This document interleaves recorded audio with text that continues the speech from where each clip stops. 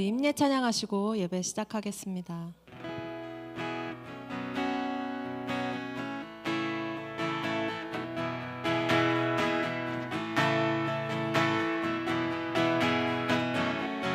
우리 모두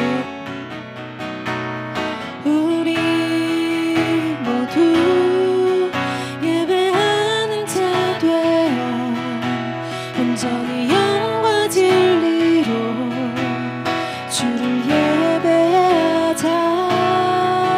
주가 우리와 함께 영원히 함께 하시고 마르지 않는 샘물로 우리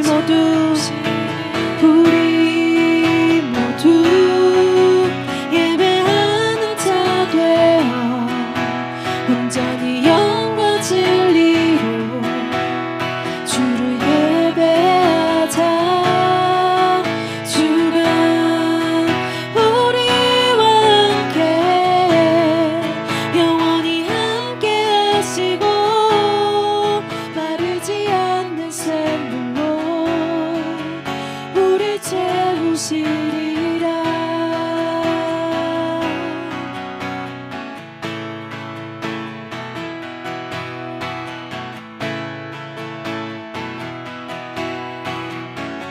우리 모두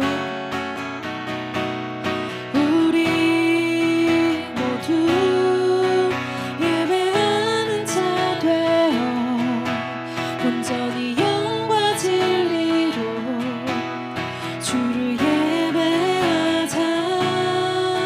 주가 우리와 함께 영원히 함께 하시고 마르지 않는 샘물로 우리 모두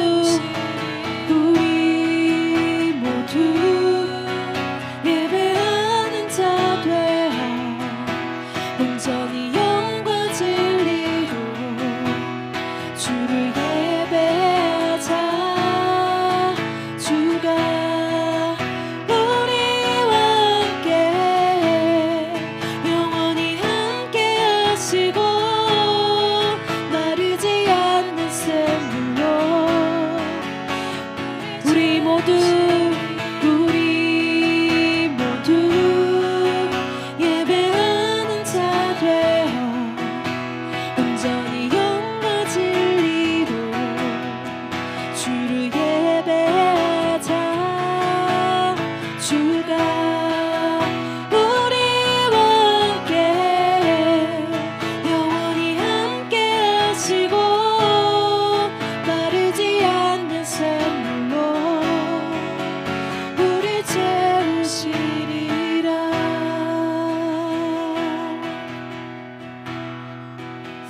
저희 계속해서 에베소서 설교를 듣고 있는데요. 우리가 하나님 안에서 서로 이어진, 우리가 함께 이어져가는 모습을 바라보게 되는 것 같습니다. 우리 함께 기도할까요? 하나님 안에서 우리 서로 이어져서 주가 거하실 성전이 되길, 또한 서로를 위해서 기도하는 공동체가 되길 주여 한번 외치고 함께 기도합시다. 주여, 주님, 하나님 아버지, 우리 이 한마음으로 아버지 주님이 우리를 이곳에 부르셨습니다.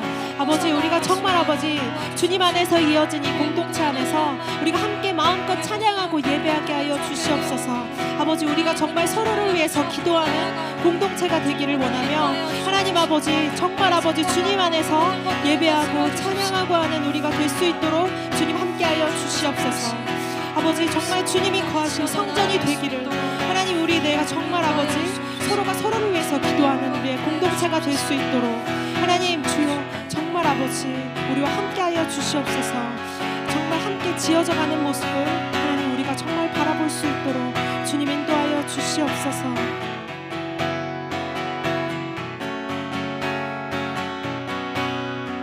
우리는 하나님의 자녀,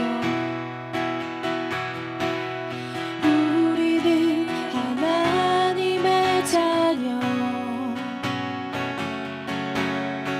주 사랑하는 우리 거할 때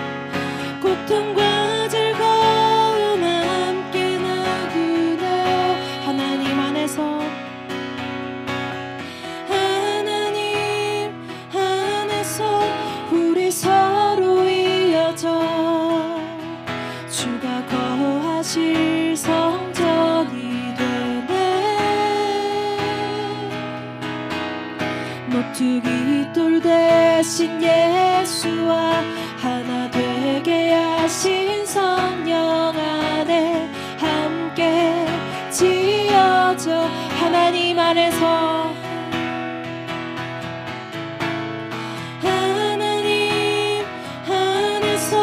우리 서로 이어져 주가 거하실 성전이 되네. 모퉁이 돌 대신 예수와 하나 되게 하신 성령 안에 함께 지어져 가. 우리는 하나님의 자녀,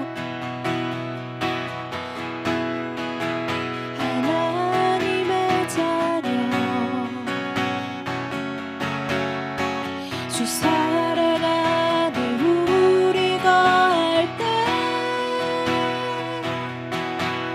주님 나를 사랑하신 것 같이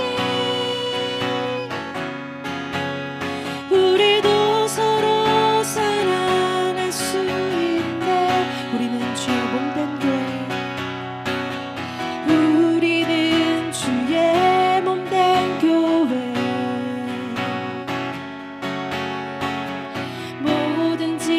제가 하나 될 때 예수님의 마음을 닮아가며 고통과 즐거움 함께 나누네. 하나님 안에서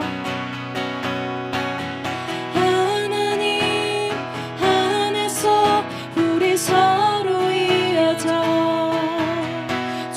거하실 성전이 되네.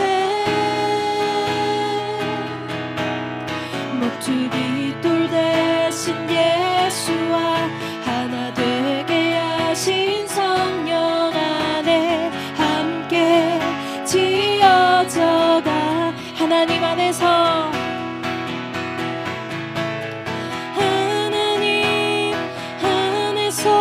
우린 서로 이어져 주가 거하실 성전이 되네. 모퉁이 돌 대신 예수와 하나 되게 하신 성령 안에 함께 지어져 하나님 안에서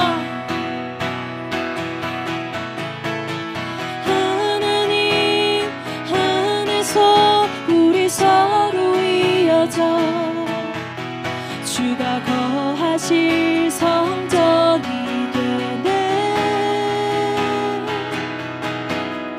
모퉁이 돌 대신 예수와 하나 되게 하신 성령 안에 함께 우리 목소리로만 찬양합시다. 하나님 안에서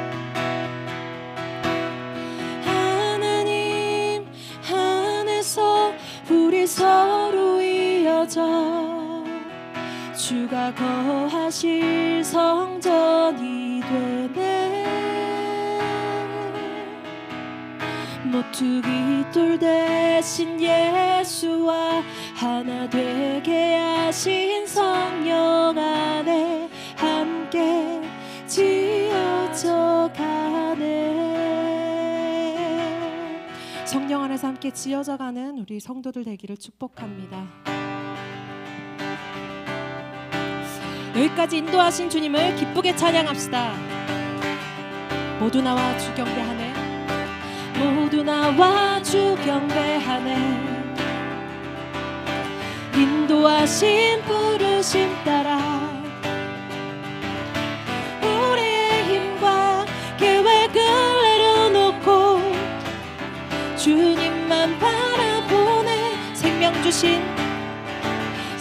주신 주 우리와 함께 허물과 죄 고백함으로 주님의 얼굴 전심으로 구할 때 주님 응답 이곳에서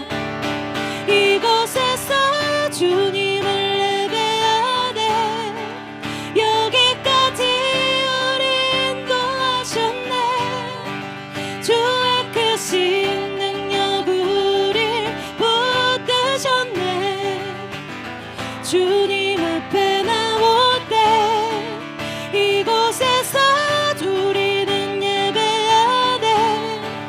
해가 지니 다 함께 노래하네. 우리를 돌이키시는 주의 계획 이곳에 세우셨네. 우리 위해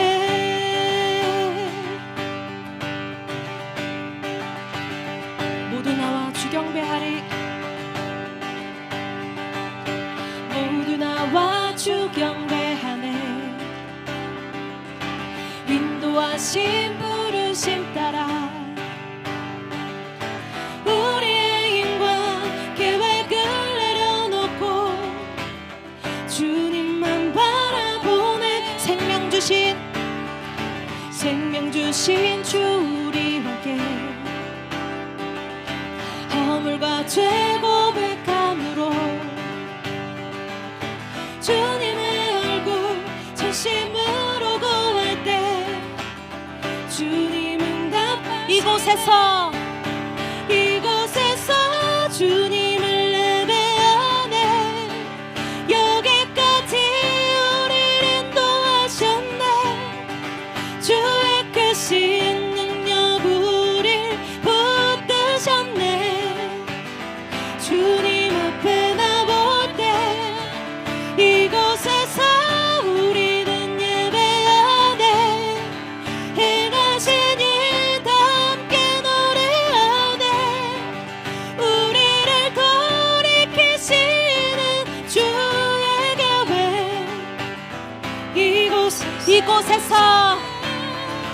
이곳에서 주님을 예배하네. 여기까지 우리를 인도하셨네. 주의 크신 능력 우릴 붙드셨네.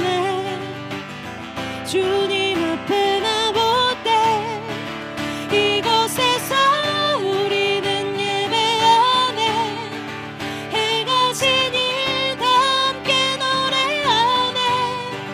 우리를 돌이키시는 주의 계획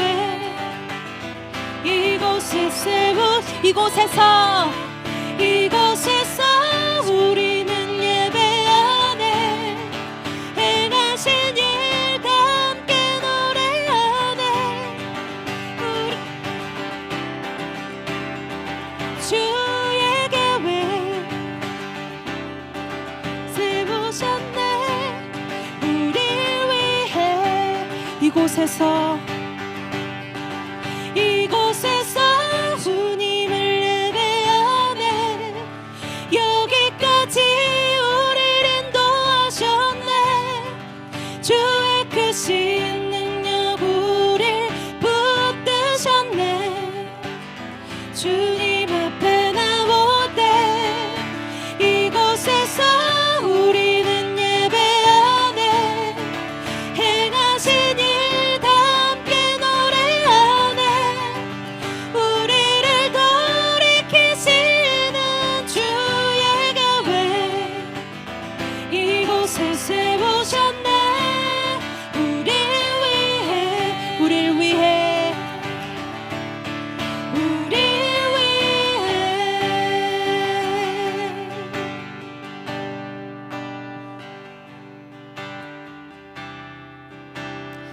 함께 주의 아름다움은 말로다 찬양합시다.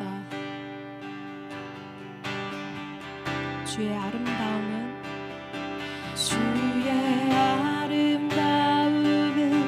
말로다 영원할 수 없고 주님의 그 놀라심을 다 표현할 수가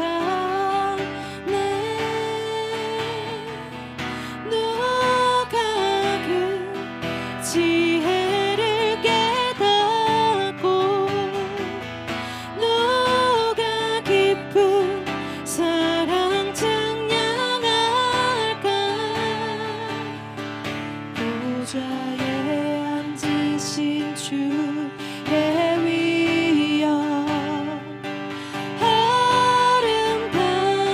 아름다우신 주님 주의 아름다움을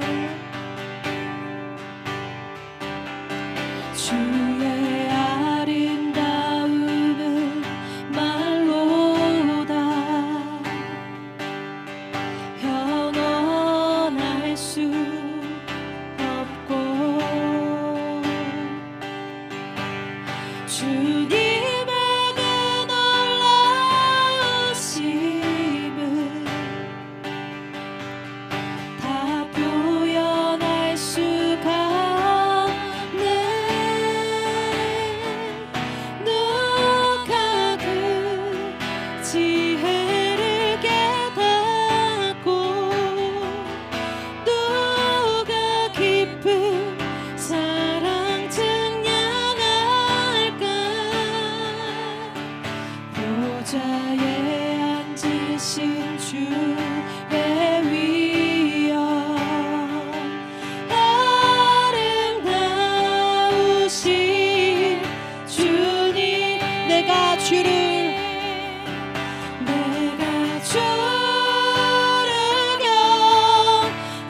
경외함으로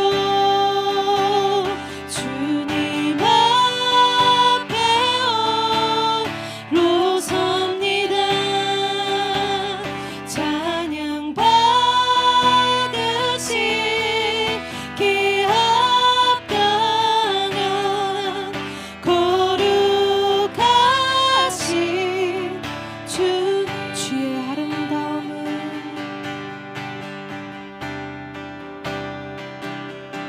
주의 아름다움은 말로다 영원할 수 없고 주님의 그 놀라우심은 다 표현할 수가 없네 누가 그 지혜를 깨닫고 누가 깊은 사랑 증량할까 보좌에 앉으신 주의 위엄 아름다우신 주 내가 주를 경외함으로 내가 주를 경외함으로 주님 앞에 홀로 섭니다 찬양 받으신 기합당한 거룩하신 내가 주를 경외함으로 내가 주를 경외함으로 주님 앞에 홀로 섭니다 찬양 받으신 기합당한 거룩하신 내가 주를 경외함으로 내가 주를 경외함으로 주님 앞에 홀로 섭니다 찬양 받으신 기합당한 거룩하신 주님 우리 이 시간 주님 앞에 기도하며 나아갑시다 이 시간 함께 계실 주님 이곳에 가득한 주님의 영광 앞에 예배합니다 우리 모두 주님을 경외하고 주님 앞에 나아가기 원합니다 예배를 위하여 우리 주여 한번 부르고 기도합시다 주여 주님 아버지 이곳에 주님의 영광이 가득하기를 원합니다. 주님 우리의 오늘의 예배를 위해서 하나님 기도합니다. 우리가 정말 아버지 주님 앞에 아버지 나아올 수 있도록 도와주시옵소서. 이곳의 모든 사람들이 정말 아버지 우리 정말 아버지 주님의 임재 아래 있기를 원합니다. 주님 함께하여 주시옵소서. 이곳 가운데 주님 임하여 주시옵소서. 아버지 우리의 예배를 받아주시고 하나님 오늘 말씀 전하시는 목사님을 위하여서 기도합니다. 주님의 말씀이 선포되어지며 아버지 정말 아버지 우리가 주 안에서 하나 되는 것이 무엇인지 우리가 정말 깊이 알 수 있도록 하나님 오늘 예배를 위하여 기도합니다. 주님 온전히 받아주시고 온전히 함께하여 주시옵소서. 이 예배 가운데 주님이 온전히 거하실 아버지 시간을 기대합니다.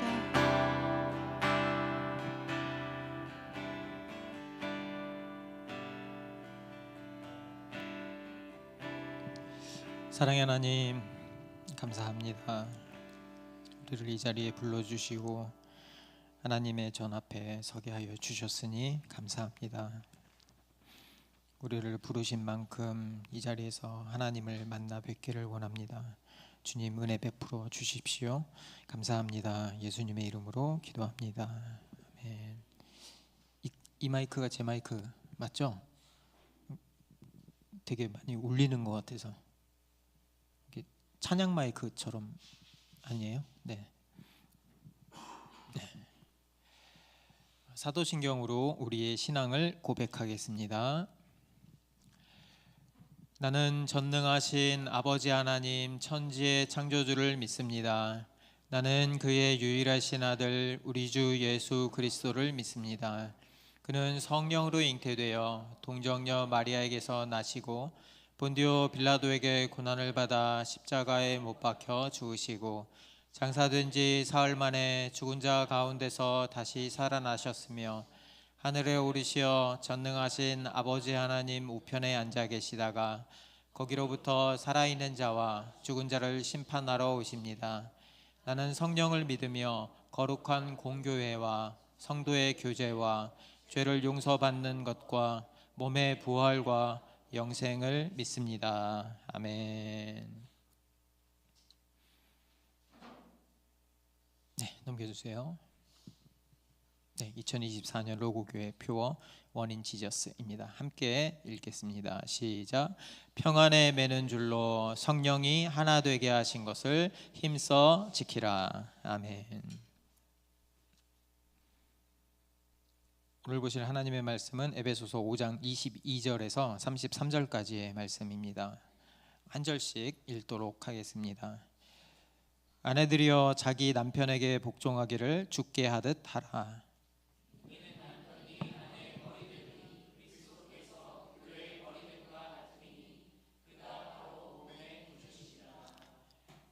그러므로 교회가 그리스도에게 하듯 아내들도 범사에 자기 남편에게 복종할지니라.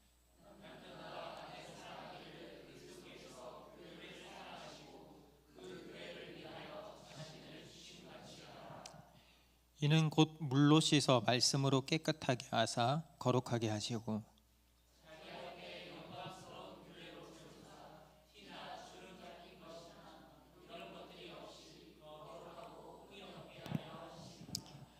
이와 같이 남편들도 자기 아내 사랑하기를 자기 자신과 같이 할지니 자기 아내를 사랑하는 자는 자기를 사랑하는 것이라. 누구든지 언제나 자기 육체를 미워하지 않고 오직 양육하여 보호하기를 그리스도께서 교회에게 함과 같이 하나니 우리는 그 몸의 지체임이라. 그러므로 사람이 부모를 떠나 그의 아내와 합하여 그 둘이 한 육체가 될지니 이 비밀이 크도다. 나는 그리스도와 교회에 대하여 말하노라. 함께 읽겠습니다. 그러나 너희도 각각 자기의 아내 사랑하기를 자신같이 하고 아내도 자기 남편을 존경하라. 아멘. 저희 부모님 세대는 빠른 나이에 결혼을 했죠. 그래서 결혼해서 자녀를 낳고 사는 게 당연하게 여겨졌습니다. 그래서 늦은 나이까지 결혼을 하지 못하면 주변 사람들의 눈칫밥을 먹기 일쑤였죠. 근데 제가 한번 생각을 해봤어요. 그분들이 결혼을 해서 행복했을까? 남편은 몰라도 아내가 그렇게 행복했을 것 같지는 않았어요. 왜냐하면 당시 시대 상황이 남성 우월주의가 있던 그 유교 시대였기 때문입니다. 그래서 결혼을 한 여자는 직장도 그만둬야 됐고, 밥하고 빨래하고 자녀 키우고 남편 뒷바라지 하는 게 당연했죠. 요즘 같은 시대에 여자에게 부모님 세대에 그것을 바란다면은 그 남자는 결혼하기 힘듭니다. 때로는요, 지금은 아내가 더 능력이 많을 수도 있고 집안을 이끌어 나가는 가장 역할을 할 수도 있습니다. 그러니까 현대 사회의 기준을 놓고 보면 이 말은 설득력이 없어 보이죠. 남자와 여자는 평등합니다. 그리고 일부 분야에서는 여성이 남성을 앞지르는 일도 심심치 않게 보이고 있습니다. 이런 사회에서 남자에게 복종을 한다? 말도 안 되는 구시대적인 발상이죠. 대한민국에서 남녀 결혼의 정년기는 30세를 훌쩍 뛰어넘었습니다. 여러 가지 이유가 있겠죠. 일단 치열한 경쟁 사회에서 살아남아야 하고요. 경쟁을 이기고 안정적인 직장도 얻어야 하고요. 그것만으로는 부족하죠. 함께 보금자리를 꾸밀 수 있는 집도 있어야 합니다. 그리고 당연히 배우자 쪽도 그래야 한다고 생각합니다. 부모님 세대에서 여성은 결혼을 하면 잘 다니고 있던 직장도 그만두어야 했지만 지금은 정반대죠. 직장을 그만두려고 하면 남편이 덜덜덜덜 떨지도 몰라요. 그 배후에는 결혼 생활에는 돈이 많이 들어가고 특히 아이가 태어나면 더더욱 그렇다는 전제가 깔려 있는 거죠. 그래서 이 고정 수입이라는 게 보장돼 있어야 되고 통장 잔고도 충분해야 하고 어쩌면 투자 포트폴리오까지 다 갖추어 놓고 있어야 한다고 우리는 생각합니다. 서로에 대한 기대치는 올라갔고요. 그 이상에 맞는 배우자를 찾기는 점점 더 힘들어졌죠.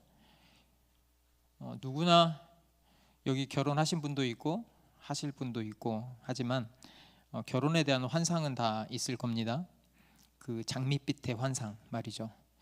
함께 멋진 곳에서 여행을 하고 맛있는 밥을 먹고 사랑을 불태우는 그런 사랑 말이죠.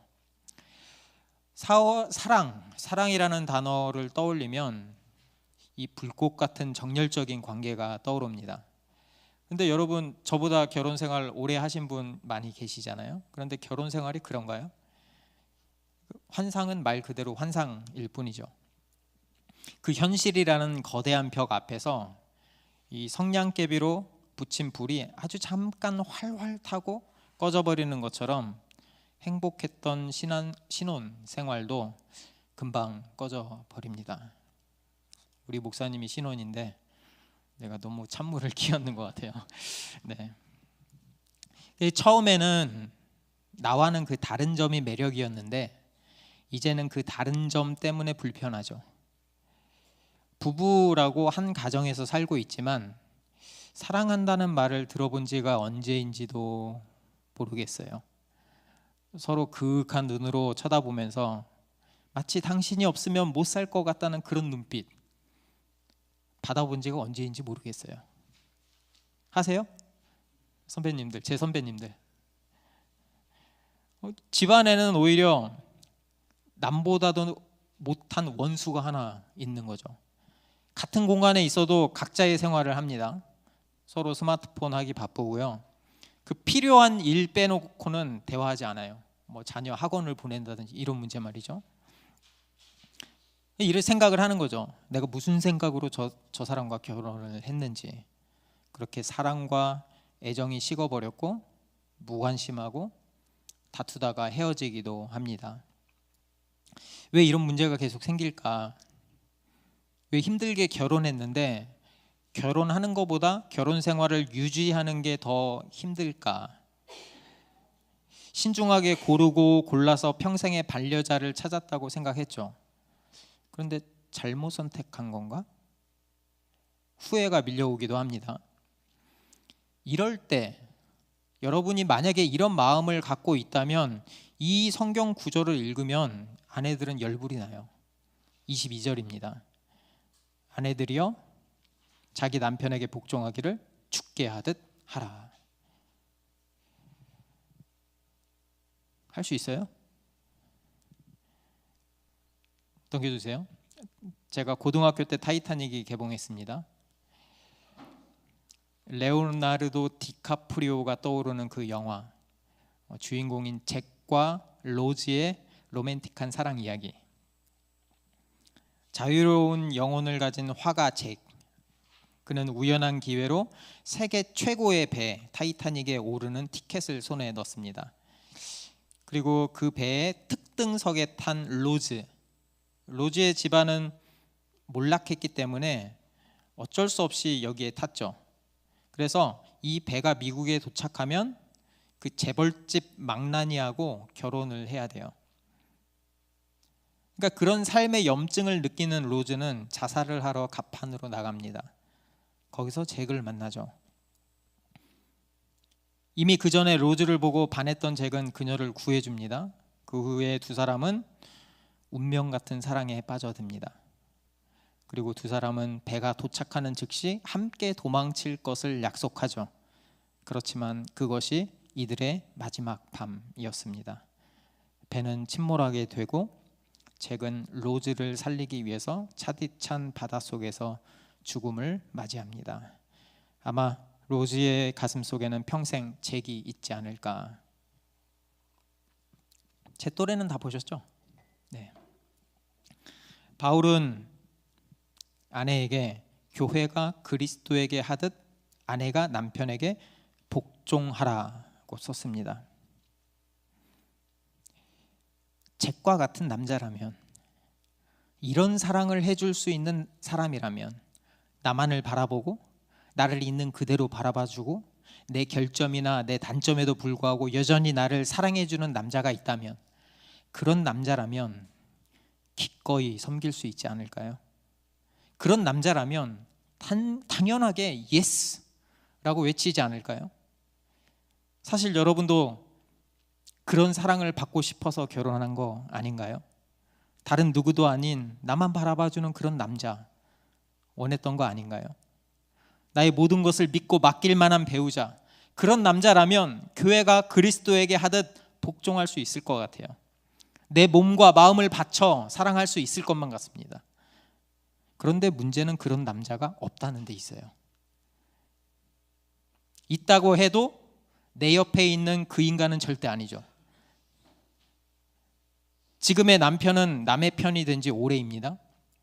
그러니까 복종을 하고 싶어도 할 수가 있어요? 없죠. 네가 잘해봐라, 내가 복종을 안 하나, 이렇게 되는 거죠. 그 꼴을 바라봐만 보고 있을 남편이 아닙니다. 결혼하기 전에 그렇게 예쁘고 청순하던 그녀가 달라졌죠. 아무 데서나 방구를 빵빵 끼고 깨는 행동을 하기 시작합니다. 그래요, 그것까지는 뭐 좋아요. 그런데 예전에는 내가 무슨 말만 하면 깍 소리 지르고 박수치고 폴짝폴짝 뛰어 기뻐하던 그녀가 변했죠. 아무리 여자의 변신은 무죄라고 하지만 변해도 너무 변했죠. 이제는 내가 뭘 해도 시큰둥하고 아무런 반응도 하지 않으니까 재미도 없고요. 문제는 거기서 그치지 않습니다. 나도 나름 잘 살아보려고 힘들게 돈을 벌고 있는데 이 여자가 친구의 남편하고 비교하기 시작하는 거예요. 은근히 나를 무시합니다. 회사에서 일하는 게 너무 힘든데 집에서도 나를 인정해주지 않죠. 아니, 다른 사람은 몰라도 내 여자는, 내 아내만큼은 나를 인정해줬으면 살 수 있을 것 같은데, 아무리 힘들고 어려워도 버틸 수 있을 것 같은데, 이제는 집안이 전쟁터예요. 집안에서 더 큰 공격이 있고 불화가 있죠.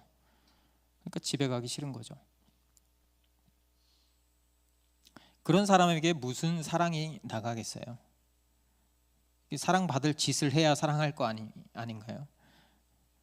정말 타이타닉에 나오는 로즈 같은 여자가 있다면, 나만 전적으로 사랑해주는 여자가 있다면 나는 그녀를 위해서 목숨까지도 바칠 수 있을 것 같아요.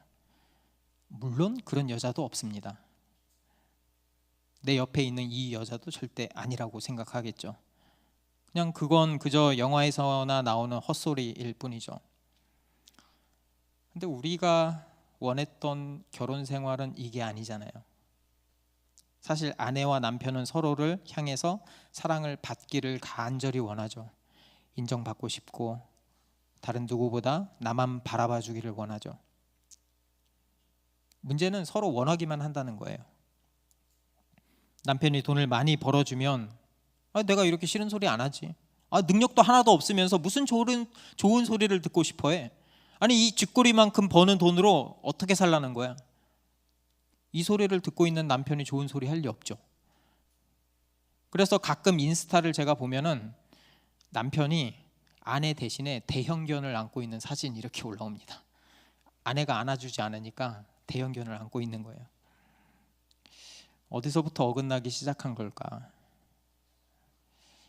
현대사회에서 결혼에 대한 인식이 많이 바뀌었습니다. 넘겨주세요.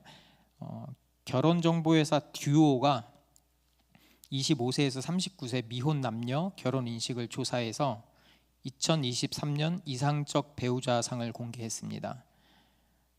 이상적인 남편은 신장이 178.7. 일단 저는 탈락입니다. 일단 시작부터 탈락이에요. 예. 연소득 6,067만 원, 자산 3억 3,491만 원, 두세 연상, 4년제 대졸, 일반 사무직 남성. 이상적인 아내의 조건은 신장 164.2, 연소득 4,377만 원, 자산 2억 1,692만 원, 2.3세 연하, 4년제 대졸, 일반 사무직 여성. 이거 보고 있으면 여러분들은 로또보다 힘든 확률을 뚫고 결혼하신 거예요. 그러니까 지금 보면 단순히 사랑한다고 결혼할 수 있는 사회도 아니에요.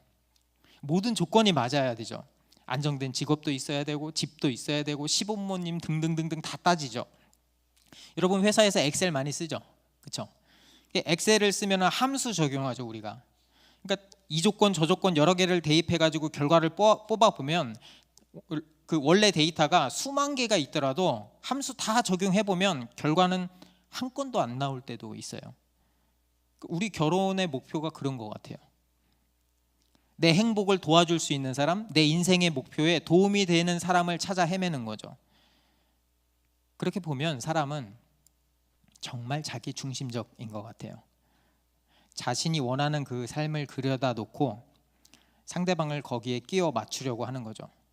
우리가 사랑이라고 포장했지만 불꽃 같은 사랑이 꺼지고 그 실체가 드러나면 그 기대는 이내 실망과 분노로 바뀌게 됩니다. 나의 갈증은 여전히 채워지지 않고 그 갈증이 상대방에게서 채울 수 없기 때문에 서로를 향해서 윽박지르고 상처를 주는 일이 계속 반복되죠. 그런데 복종하라고? 말도 안 되는 소리죠. 정말 성경책은 너무 시대에 뒤떨어진 책 같습니다. 그럼 그때 당시로 한번 돌아가 볼까요?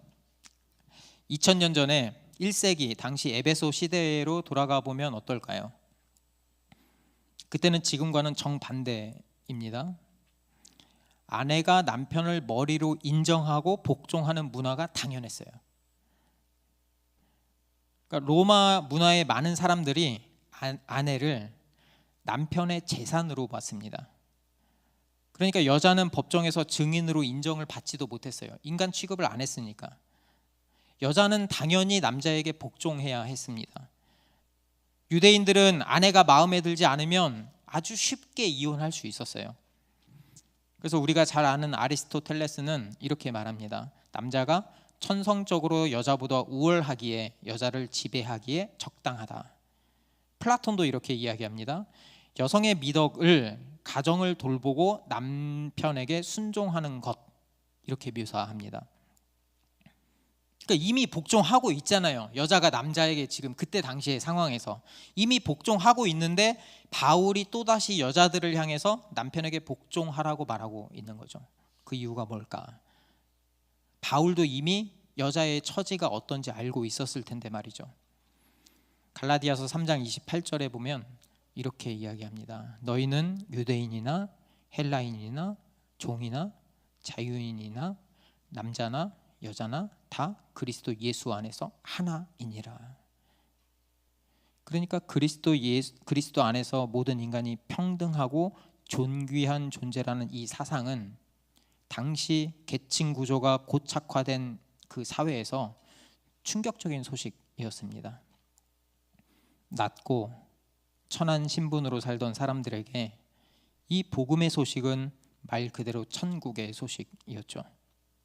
그러니까 성별이나 계급의 차이 없이 누구든지 예수 그리스도 안에서 하나가 되었다는 이 소식, 이 하나됨, 이것은 더 구체적으로 1장 10절에 나와 있습니다. 하늘에 있는 것이나 땅에 있는 것이 다 그리스도 안에서 통일되게 하려 하심이라. 이렇게 하신 목적이 뭘까요? 우리가 지금 계속 에베소서 살펴보고 있잖아요. 우리가 설교 때문에 토막토막 끊어서 이야기하지만 사실은 하나의 편지입니다. 이렇게 하신 목적은 3장 6절에 나와 있습니다. 이는 이방인들이 복음으로 말미암아 그리스도 예수 안에서 함께 상속자가 되고 함께 지체가 되고 함께 약속에 참여하는 자가 됨이라. 당시 사회에서 유산은 아버지로부터 아들, 특히 장자에게 상속됐습니다. 그래서 남편이 없는 과부는 경제적으로 굉장한 위협을 받았어요. 그런데 그리스도 안에서 모든 차별이 사라진 거죠. 이제 여자도 하나님 아버지로부터 남자와 같은 유산을 상속받는 지체가 된 거예요. 그러니까 모두가 하나님의 형상으로 창조된 남성과 여성, 그들은 동등한 존엄성과 가치를 지닌 동등한 인간이라고 선포를 한 거죠, 성경이. 이 소식은 결혼한 남녀의 관계가 어떠해야 하는지를 보여줍니다. 그 전에는 여자가 좋던 싫던 어쩔 수 없는 그 엄청난 신분제라는 벽 앞에 남자에게 복종해야 했죠. 하지만 성경은 이런 생각을 폐기해 버립니다. 이 사랑은, 이 그리스도의 사랑은 타이타닉의 잭과 로즈의 그것보다 훨씬 깊고 큰 사랑입니다. 예전에 나는 한낱 종이었지만, 예전에 나는 인간다운 대접을 받지 못하던 여자였지만 이제는 아니다라는 선언입니다. 이 복음이 그들에게 가장 귀한 빛이라는 정체성을 부여한 거죠.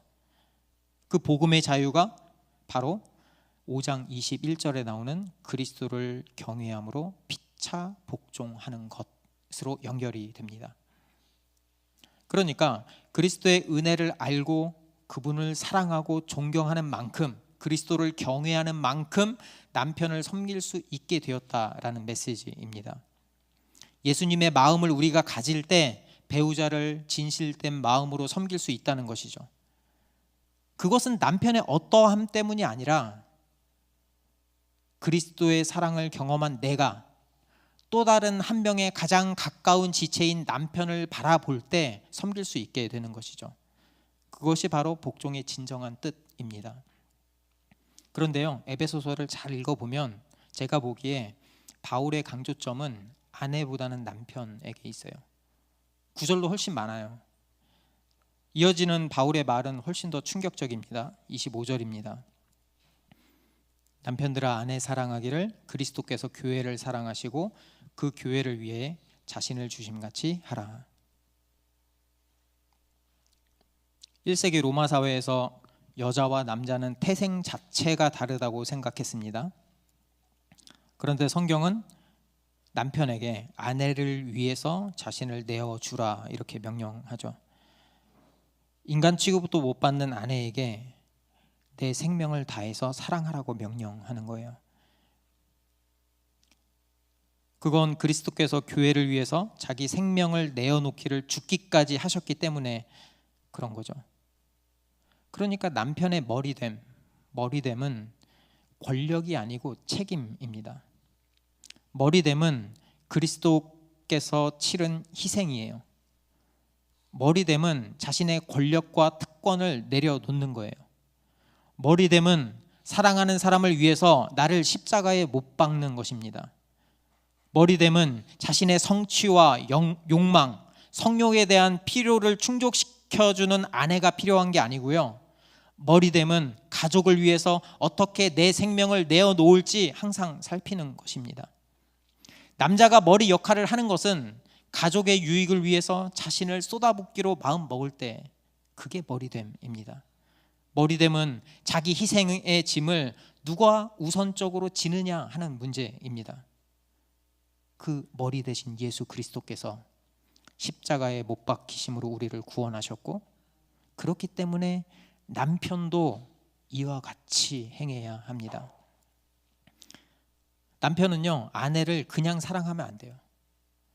그리스도께서 교회를 사랑하는 것처럼, 그래서 그 교회를 위해서 자신의 생명을 내놓는 것처럼 아내를 사랑할 수 있어야 합니다. 이 시대에 이보다 더 파격적인 명령이 어디 있을까? 지금 들어도 파격적인데 말이죠. 그렇게 사랑하라는 것. 근데 본문을 잘 읽어보면 이 본문은 내 감정이나 기분에 대해서 말하지 않아요. 그냥 그렇게 하라고 행동을 강조하고 명령합니다. 그러니까 설사 불꽃 같은 사랑의 감정이 사라졌다고 하더라도 여전히 아내를 나를 사랑하는 것처럼 행동해야 된다고 말을 합니다. 말을 할 때도 나에게 하는 것처럼, 나를 위하는 마음으로, 내 몸이 아프면 병원을 찾는 것처럼 그렇게 아내를 돌봐주고, 살면서 갈등이나 충돌이 있더라도 그 사랑의 행동을 멈추지 말라고 명령합니다. 아무런 보상이나 대가를 바라지 말고 자신을 희생해서 섬기라는 것이죠. 남편이 아내를 그렇게까지 섬겨야 하는 이유가 뭘까요? 그게 26절, 27절에서 나옵니다.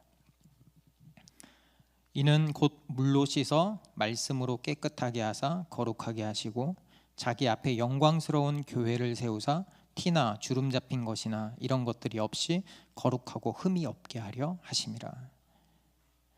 그리스도께서 교회를 위해서 자신의 목숨까지 내어주신 목적은 교회를 거룩하고 흠이 없게 하려는 것입니다. 그렇게 영광스러운 신부로 자기 앞에 세우려고 하시는 거죠. 신부가 잘나서요? 신부가 내 취향에 맞아서요? 신부가 사랑받을 만한 짓을 해서요? 아니죠. 결혼했다고 하면서도 다른 데로 눈 돌리고 외도하던 그녀를 예수님은 내치지 않았습니다. 오히려 그 신부를 사랑함으로 끝까지 사랑하시고 인내하시고 그녀를 높여주신 것이죠. 그리고 마침내 신랑 되신 예수 그리스도 앞에 거룩하고 흠없는 신부로 서게 될 것입니다. 남편의 아내의 사랑이 이와 같아야 돼요. 이렇게까지 하기 위해서 어디까지 노력해야 될까? 어디까지 희생해야 할까? 언제까지 참아야 할까? 그게 28절에서 나와 있습니다. 이와 같이 남편들도 자기 아내 사랑하기를 자기 자신과 같이 할지니 자기 아내를 사랑하는 자는 자기를 사랑하는 것이라. 그러니까 나를 사랑하는 것처럼 해야 된다는 거예요. 그러니까 남편이 아내를 위해서 내가 사랑한다고, 내가 희생한다고 자랑할 필요가 없어요.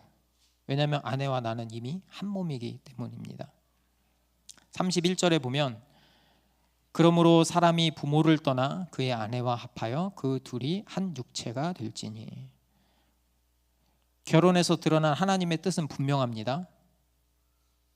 결혼을 통해서 아내와 남편이 한 몸이 되는 거죠.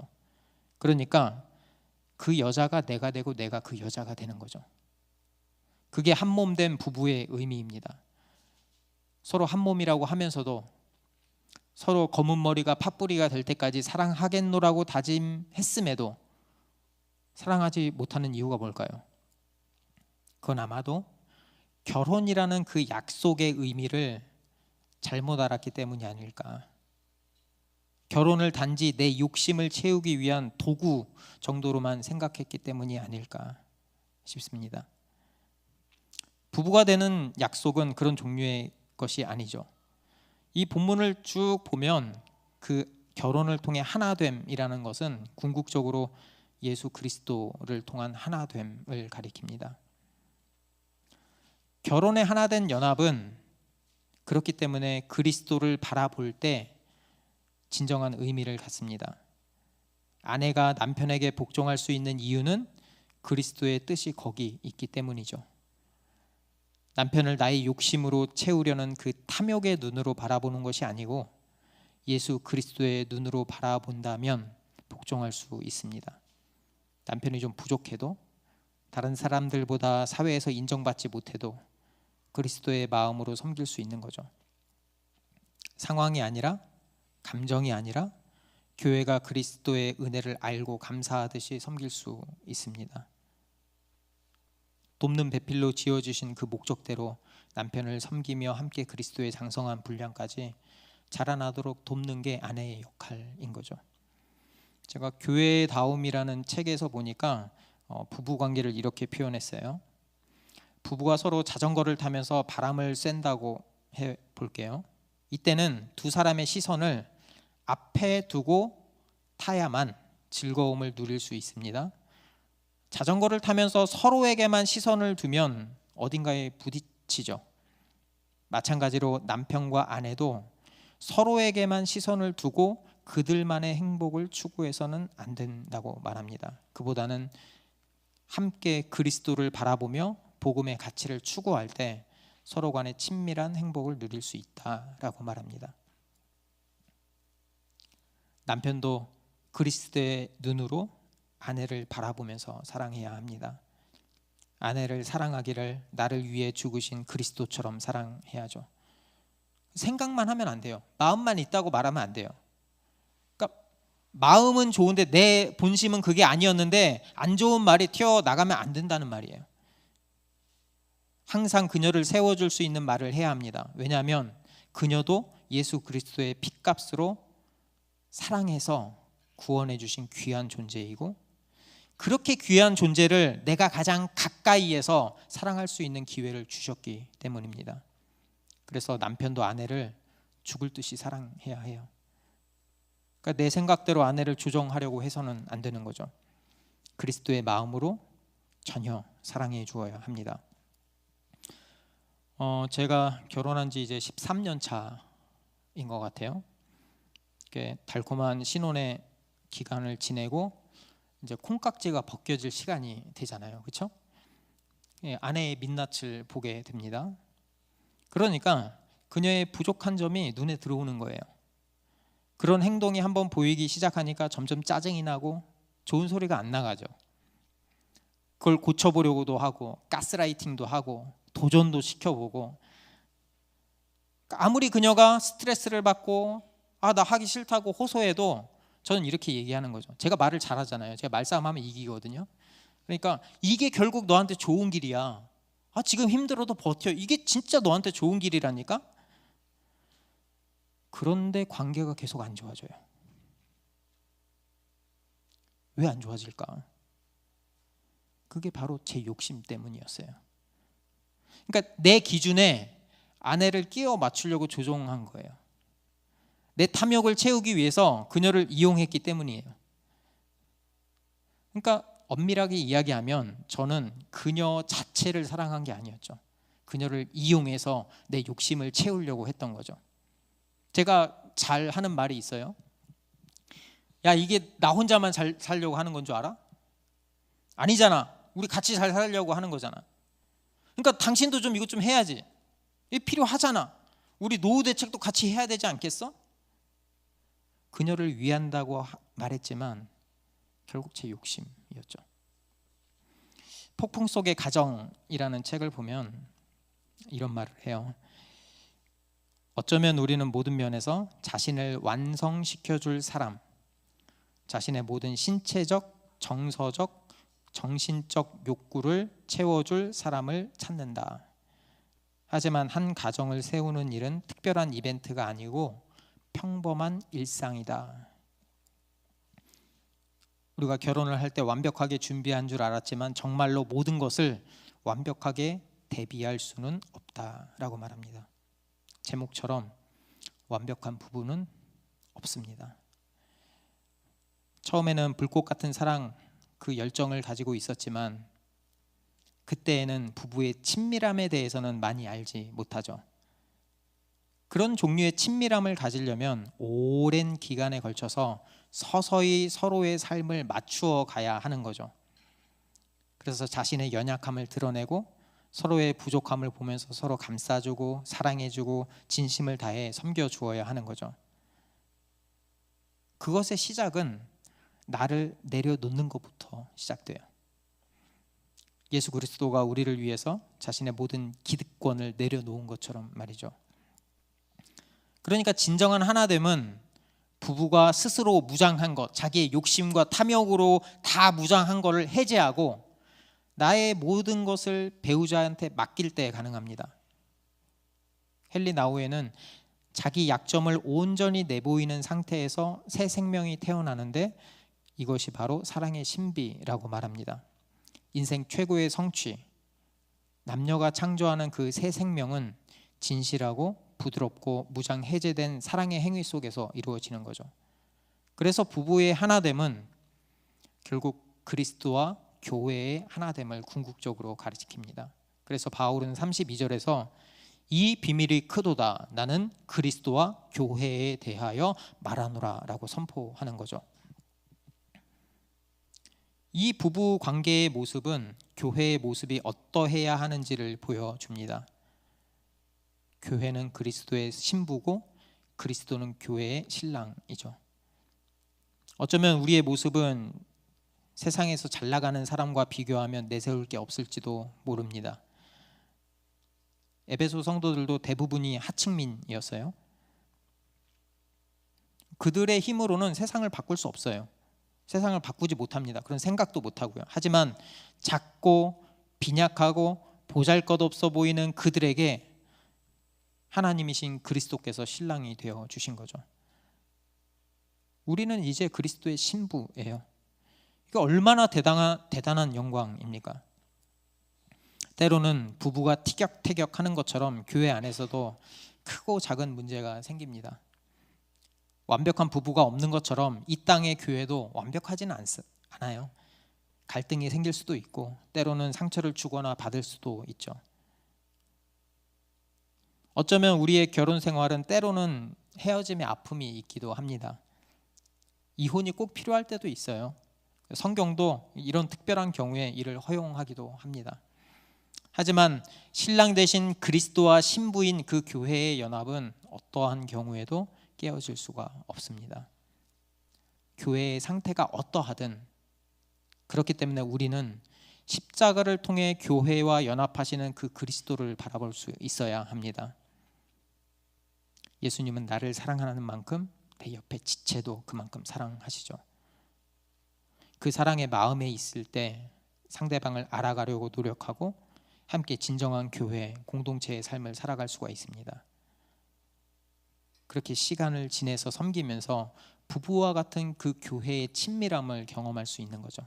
그래서 오늘 22절부터 읽었지만 21절에 딱 서두에 하나 나오는 게 이런 거예요. 그리스도를 경외함으로 피차 복종하라.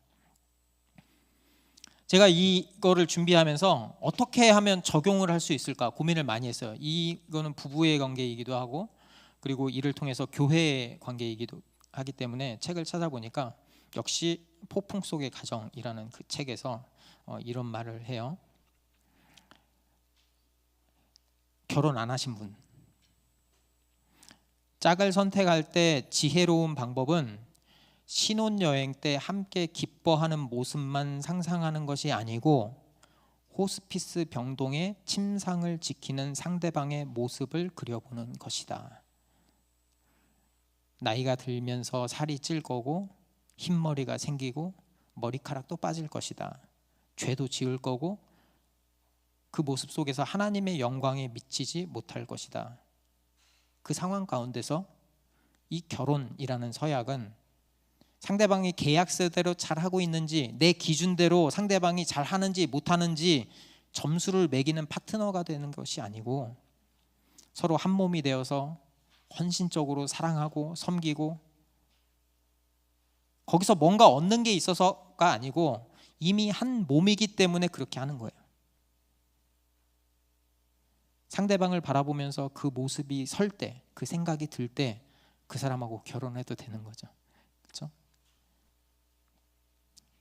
그 모습이 그리스도를 경외함으로 피차 복종하는 관계입니다. 부부간에, 지금 교회 지체간에 부부간에 어떻게 해야 될까? 이 신체적인 매력도 중요해요. 남자들은 여성이 이제 예선 탈락. 저도 예선 탈락이었죠, 그렇죠? 키가 이미 예선 탈락이니까. 신체적인 매력도 중요하지만 사실은 더 깊은 다른 매력이 기초가 돼야 된다고 합니다. 아가서 4장 9절을 보면 세 번역으로 이렇게 나와요. 나의 누이 나의 신부야, 오늘 나 그대에게 마음을 빼앗기고 말았다. 그대의 눈짓 한 번 때문에, 목에 걸린 구슬 목걸이 때문에 나는 그대에게 마음을 빼앗기고 말았다. 이 본문에서 가장 눈길을 끄는 신체 부위가 바로 서로의 눈입니다. 이거는 아름다운 외모에 방점을 둔 표현이 아니고요, 이 상대의 눈짓 한 번에 상대의 성격과 인성을 알 수 있다는 표현이거든요. 그러니까 실제로 몸이 늙어서 아름다움을 잃어버려도 눈빛에 담긴 그 배려와 지혜와 기쁨과 사랑은 더 그윽해질 수 있는 거죠. 그러니까 상대의 눈에 매료되었다라는 말은 곧 그 사람의 심성에 끌렸다는 말이죠. 그럼 우리가 어떻게 섬겨야 할까? 앞으로 자기 전에 아내와 남편의 눈을 바라보면서 사랑스러운 눈으로 1분 이상 바라봐 주길 바랍니다. 그렇게 사랑의 한마디, 배려의 한마디 꼭 해주길 바래요. 핑계대거나 토달면 안 돼요. 이러면 망합니다. 네, 그냥 사랑 가득한 눈을 서로 바라보면서 그동안 수고했어, 고마워, 이 말 한마디 1분 이상, 생각보다 1분 이상 신혼 빼고 네. 마주본 사람이 제가 말해본 분들 중에서는 많지 않더라고요. 제가 그래서 몇 번 연습했어요. 아내랑 제가 오늘 설교 적용해야 되니까 한번 해보자. 30초가 그렇게 긴지 몰랐어요. 네. 한번 해보시기 바랍니다. 교회에서도 마찬가지입니다. 지체, 우리들의 지체 한 명 한 명에게 외면하고 무시하는 눈빛을 보내지 말고 그리스도의 마음으로 서로 배려하고 사랑하는 눈빛을 보내기 바랍니다.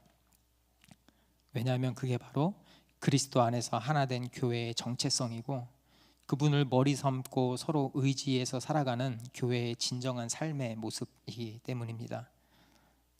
그리스도의 마음으로, 그리스도의 눈으로 상대방을 섬길 때 부족해 보이는 교회의 공동체가 시간이 지나면서 더 친밀해지고 점점 더 그리스도를 닮은 공동체로 자라나게 될 것입니다. 그게 바로 그리스도의 사랑으로 맺어준 진정한 부부관계, 진정한 교회의 공동체의 모습입니다. 우리 함께 아까 불렀던 함께 지어져 가네라는 찬양을 부르면서 기도의 자리로 나아갔으면 좋겠습니다.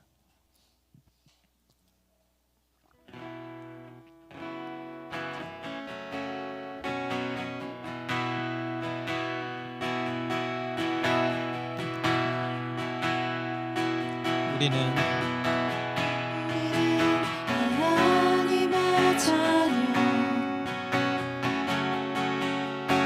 주 사랑하는 우리가 할 때 주님만을 사랑하신 것 같이 우리도 서로 사랑할 수 있네. 우리는 주의 몸된 교회, 우리는 주의 몸된 교회, 뭐든지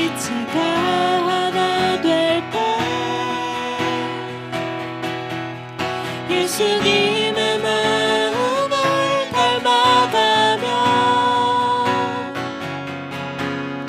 고통과 즐거움 함께 나누네. 우리는 하나님의 자녀,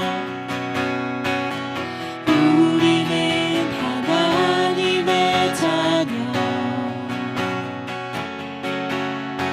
주 사랑 안에 우리 거할 때 주님만을 사랑하신 것 같이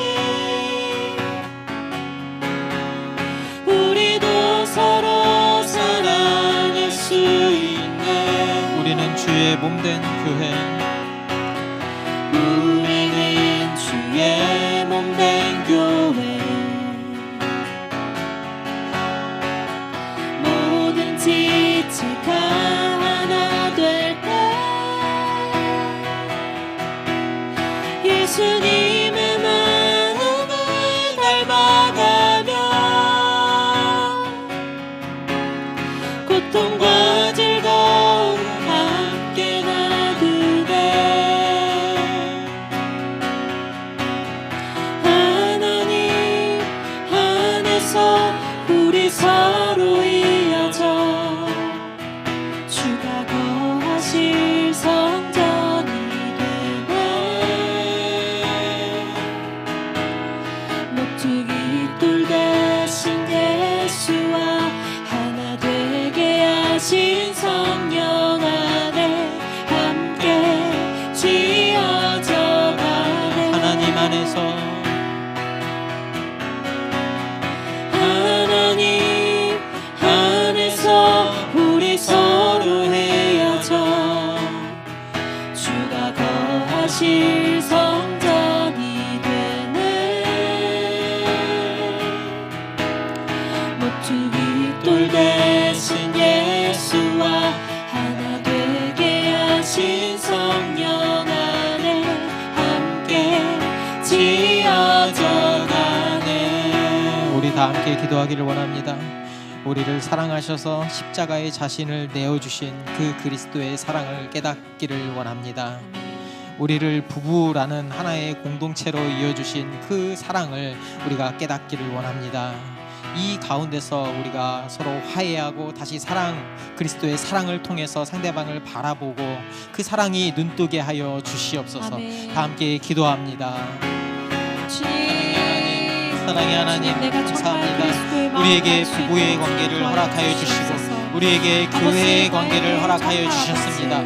우리를 하나된 공동체로 불러주시고 하나된 상속자로 불러주시고 한몸된 지체로 불러주셨사오니 그 사랑이 어찌나 큰지, 그 사랑이 어찌나 감사한지 우리가 감당할 수가 없습니다. 나를 사랑하신 것처럼 내 옆에 지체도, 내 아내도, 내 남편도 그렇게 상으로 불러주셨사오니 부부된 우리 관계 가운데서 하나님 그 사랑을 우리가 그 복종을 하게 하여 주시옵소서. 나의 감정이나 나의 기분이나 나의 기득권 때문에 그런 것이 아니고 온전히 예수 그리스도의 마음으로 섬길 수 있는 마음을 허락하여 주시옵소서. 내 의지가 아니고 그리스도의 의지로, 내 노력이 때문이 아니고 성령 하나님의 그 의지에, 그 노력에 내가 복종함으로써 주여 내 남편과 내 아내를 섬기게 하여 주시옵소서. 우리를 그렇게 한 몸으로 불러주셨습니다. 아버지, 우리가 섬길 수 있는 지체가 되게 하여 주시옵소서. 그리스도께서 한 몸으로 불러주셨사오니 우리가 그 한 몸의 공동체로서 서로 친밀함으로 나아가기를 원합니다. 하나님 붙들어 주시옵소서. 때로는 감정이 상하고 때로는 마음이 아프고 때로는 맞지 않은 것들이 있고 때로는 상대방에 향해서 실망할 때도 많이 있습니다. 그때 그 상대방을 나의 기준으로 평가하지 않게 하여 주시옵소서. 예수님을 바라보고 예수 그리스도가 우리를 향해서 섬기신 그 마음을 통하여서 우리도 섬기게 하여 주시옵소서. 그리스도를 바라볼 때 그리스도를 경외함으로 우리가 피차 복종할 수 있습니다. 주여 하나님의 마음으로 섬기게 하여 주시옵소서. 아버지 들어주시옵소서. 아버지 들어주시옵소서. 거하실 성전이 되네. 모퉁이 돌 대신 예수와 하나 되게 하신 성령 안에 함께 지어져 가네. 우리 이번에 함께 기도할 제목은 우리를 한 몸 된 교회로 불러주셨습니다. 때로는 아플 거고, 때로는 상처를 받을 수도 있고, 때로는 너무 상처가 커서 여기 함께 할 수가 없다라는 생각이 들 때도 있을 겁니다. 우리는 그렇게 완벽한 사람이 아닙니다. 죄인이 모인 이곳이 바로 교회입니다. 하지만 우리를 구원하신 그 예수 그리스도를 바라볼 때, 나를 사랑하신 그 예수님을 바라볼 때, 그를 사랑하셨던 그 예수님도 우리가 바라볼 수 있을 것입니다. 아멘. 예수님을 사랑하는 그만큼, 예수님의 은혜를 발견하는 그만큼 상대방을 내 몸처럼 섬기게 하여 주시옵소서. 그럴 때 우리 교회가 그리스도의 지체로서, 그리스도를 닮은 모습으로서 성장해 나갈 것입니다. 그 아멘. 친밀함을 이루는 교회가 되기를 원합니다. 다 함께 주여 한번 외침으로 기도합니다. 주여,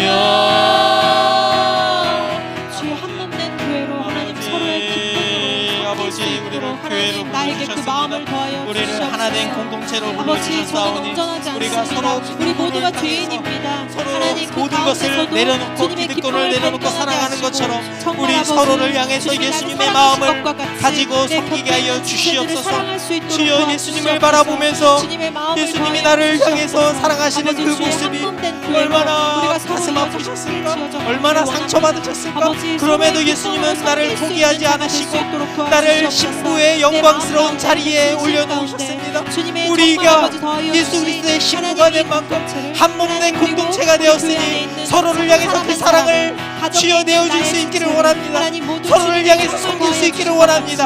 하나님 주님의 붙들어 마음으로 바라볼 수 주시옵소서. 있도록 내 힘으로는 도와주시옵소서. 불가능합니다. 기쁨으로 예수님의 섬길 수 힘으로 있는 가능하오니 마음을 더하여 예수님의 주시고, 하나님 사랑을 아버지, 주님의 예수님의 마음 사랑을 가운데 가지고 내가 서로를 항상 향해서 그 거하기를 사랑을 원합니다. 전해줄 수 아버지, 있도록 하여 우리는 모두 주시옵소서. 죄인입니다. 아버지 우리는 감사합니다. 모두 완전하지 우리를 교회로 않습니다. 불러주셨으니 서로가 감사합니다. 서로에게 상처를 줄수 우리가 있지만 이제 아버지, 그 교회로서 마음까지 친밀함을 가지고 껴안고 예수님의 하나님께 마음을 가지고 기도하며 그리스도의 주님의 그 정말 완성된 주님의 모습까지 마음과 우리가 자라갈 함께할 수 것입니다. 있도록 주님 함께 우리는 하여 부족하지만 주시옵소서. 예수님은 아버지, 완벽하십니다. 우리가 정말 우리는 할 수 주님 안에 없지만 함께할 수 예수님은 있도록 하셨습니다. 하여 주시옵소서. 그렇기 때문에 예수 아버지, 그리스도의 옷입은 우리도 할 수 기쁨으로 있습니다. 사랑으로 성령 하나님이 성장할 우리를 수 이끌어 있도록 주실 것입니다. 하나님 그 예수님을 바라보며 그런 그 성령 공동체가 하나님께 되기를 원하며 힘입어 그런 우리가 가정이 서로를 될수 섬기며 있도록 주님 교회로서 도와여 살아가게 하여 주시옵소서. 아버지, 아버지.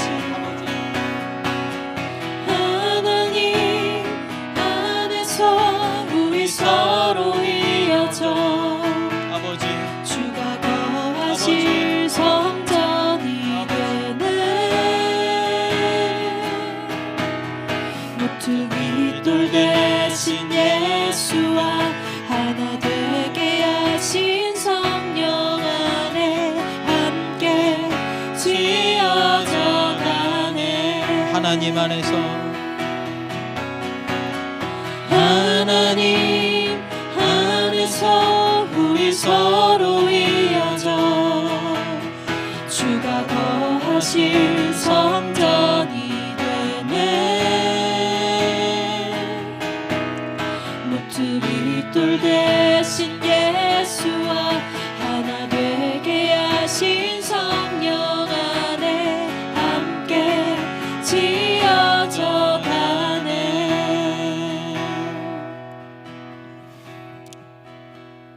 우리가 이미 한 몸이라고 하면서도 부부간의 관계에서 때로는 깨어지고 아프고 상처받고, 교회에서도 그리스도 안에서 서로 형제요 자매라고 했는데 이 안에서 오히려 더 상처받고 더 아프고, 이게 교회인가 생각될 때도 있습니다. 그 상황 가운데서 우리가 사람을 바라보는 것이 아니고 우리를 구원하시고 우리의 신랑 되신 예수 그리스도를 바라보게 하여 주시옵소서. 나도 남에게 상처 줄 수 있고 나도 부족한 존재입니다. 그런 나도 사랑해 주셔서 주님의 영광스러운 신부로 삼아 주셨습니다. 그도 영광스러운 신부로 삼아 주셨습니다. 우리가 서로 다른 사람이지만 한 몸인 것처럼 한 몸이기 때문에 서로를 향해서 섬길 수 있습니다. 심장이 두근두근 뛰어서 혈액을 공급하고 눈이 보고 발이 걷는 것처럼 한 몸이기 때문에 서로 엮여 있기 때문에 서로를 향해서 내 감정이나 기분이 아니고 그리스도를 바라보면서 우리가 한 몸이기 때문에 서로 섬길 수 있습니다. 노력해야 합니다. 그게 한 몸 된 우리의 모습입니다. 예수님을 바라보면서 우리가 참된 교회로 섬기게 하여 주시고 그 섬김을 통하여서 우리가 서로 친밀함을 가지고 진정한 교회로서 한 걸음 한 걸음 나아가기를 원합니다. 그런 소망을 우리에게 허락하여 주시옵소서. 이제는 우리를 구원하신 예수 그리스도의 은혜와 태초부터 우리를 사랑하시고 하나님의 자녀 삼아 주시고 지금도 우리를 사랑하셔서 끝날까지 우리를 사랑하실 완벽하신 성부 하나님의 무한하신 사랑하심과 우리를 교회로 불러주시고 그리스도의 한 몸됨을 허락하시고 서로 섬길 수 있는 힘과 능력을 주신 성령 하나님의 은혜가 지금부터 영원토록 함께 하실지어다. 아멘.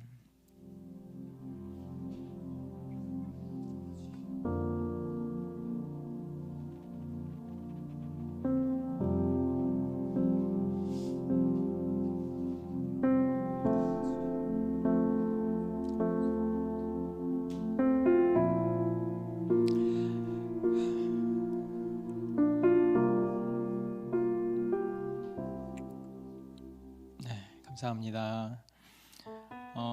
시간이 조금 지났어요. 광고하겠습니다. 새가족 교육 신청해 주세요. 그리고 금요일에 8시에 모임이 있습니다. 그리고 큐티 중보기도방 신청해 주세요. 교회에서 어르신들에게 작은 꽃다발을 준비했습니다.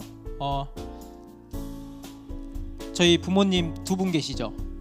네. 연세가 지긋하신 여기 앞으로 나와주세요. 그 자녀들이 모시고 앞으로 나와주세요. 네네네. 자녀분들이 모시고 예. 네, 아버님 나오시면 됩니다. 예, 맞습니다. 아버님 나오시면 됩니다. 저희 부모님 나오세요. 네네네. 어버이 주일이잖아요. 그래서 우리가 작게 네, 앞으로 나와주세요.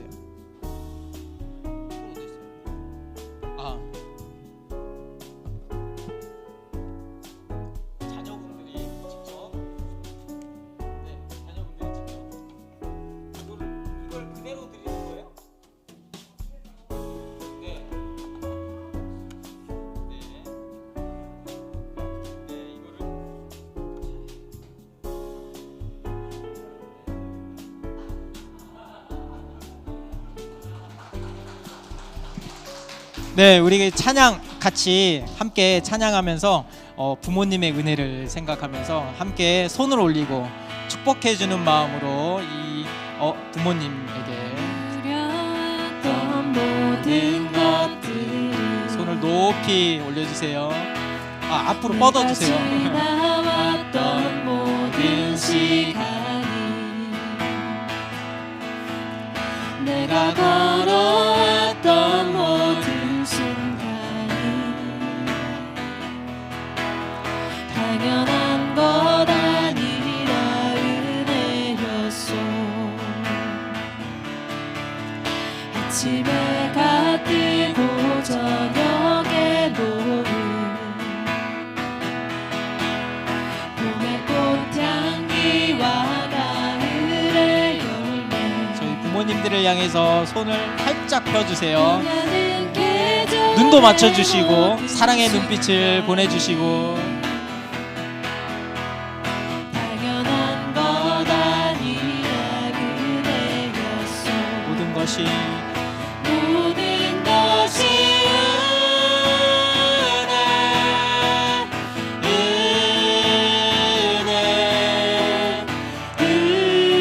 은혜 한없는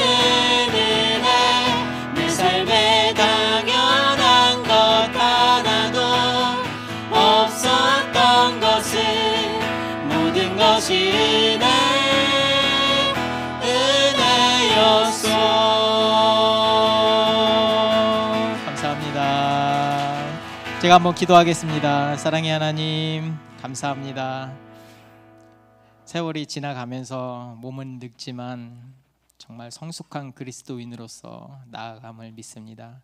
우리 교회에 정말 큰 어른들, 부모님들을 또 함께 교회 지체로서 섬기게 하여 주신 그 은혜에 감사합니다. 그분들을 바라보며 우리의 신앙생활을 다듬고 또 닮아가고 본받아 가면서 우리의 신앙도 커나갈 수 있도록 하나님 붙들어 주십시오. 감사합니다. 예수님의 이름으로 기도합니다. 아멘. 네, 감사합니다. 다시 한번 큰 박수 보내주시기 바랍니다. 5월 19일 다음 주에는 인천 10대지기 대표이신 이기영 목사님께서 말씀을 전해 주십니다. 그래서 많은 또 은혜 받는 시간 되기를 원합니다. 함께 식사하면서 교제하겠습니다.